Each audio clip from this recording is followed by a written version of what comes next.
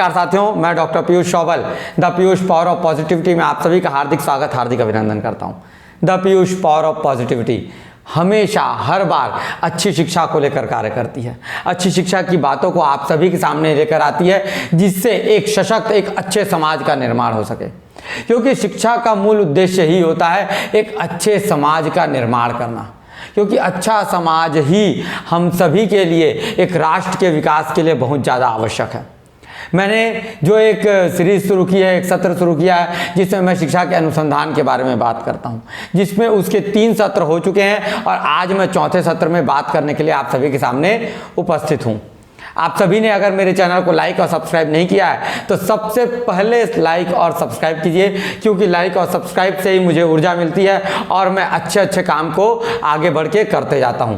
क्योंकि अच्छी शिक्षा आज के समाज की सबसे बड़ी आवश्यकता है। आप और मैं मिलकर ही इस कोशिश को आगे बढ़ा सकते हैं। आइए शुरू करते हैं हम आज का चौथा सत्र।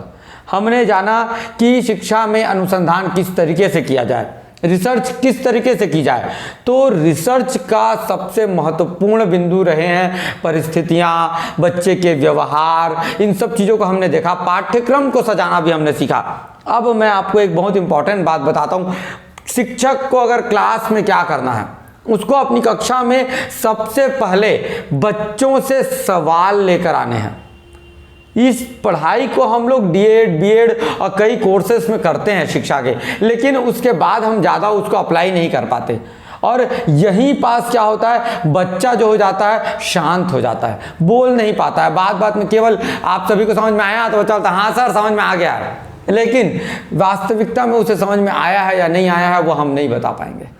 तो आप लोगों से मेरा यही निवेदन है, या ये कोशिश करें, सबसे पहला बहुत ही इम्पॉर्टेंट कार्य है कि आप लोग बच्चों से सवाल किस तरह, और ये केवल आप शिक्षक नहीं, समाज का हर व्यक्ति बच्चों को सवाल करने के लिए प्रेरित करे, मतलब पूछने के लिए प्रेरित करे। वो बच्चा जो भी सवाल करे उसका उत्तर दें, बहुत ही प्रेम से, प्यार से उसका उत्तर दें। बच्चों को बोलें कि यहाँ पास ये चीज़ें मैंने बताई है, क्या बेटा आपको समझ में आई?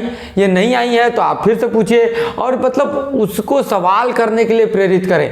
जितना ज़्यादा हम उत्साहित करेंगे उसे सवाल करने के लिए, रोज़ रोज़ उत्साहित करेंगे, तो एक दिन वो सवाल पूछना शुरू कर देगा। वो बोलेगा सर तो रोज़ बोलते हैं पूछने के लिए, या मैडम रोज़ बोलती है पूछने के लिए, आज मैं पूछ लेता हूँ। बस ये चीज़ें होंगी।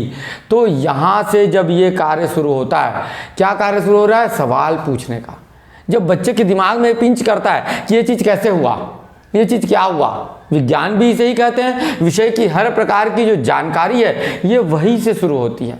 जब उसके मन में ये आता है कि कहाँ से मैं सवाल करूँ, वो जैसे ही पूछा आपसे 2 और 2 4 कैसे हुआ, क्यों हुआ, बस यहाँ से उस बच्चे का दिमाग क्या होता है, खुलना शुरू हो जाता है।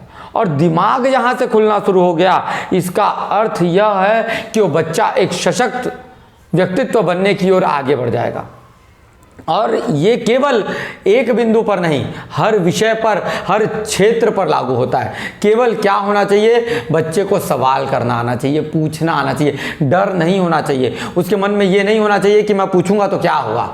बस एक भयमुक्त वातावरण से जब हम बच्चों से सवाल को ले लेंगे, या छात्रों से सवाल को ले लेंगे, या समाज में उपस्थित लोगों से सवाल को ले लेंगे और उसका उत्तर देंगे, तो एक सशक्त और एक अच्छे समाज का निर्माण होगा, जो केवल और केवल संभव है अच्छी शिक्षा से।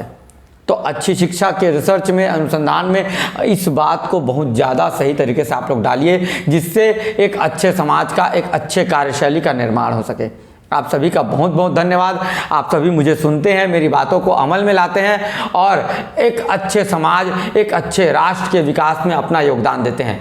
चैनल को लाइक और सब्सक्राइब करना ना भूलें। आप सभी का बहुत बहुत धन्यवाद। मैं फिर से उपस्थित होऊंगा किसी न किसी एक अच्छी शिक्षा, एक अच्छे बात को लेकर। बहुत बहुत धन्यवाद। जय हिंद, जय शिक्षा।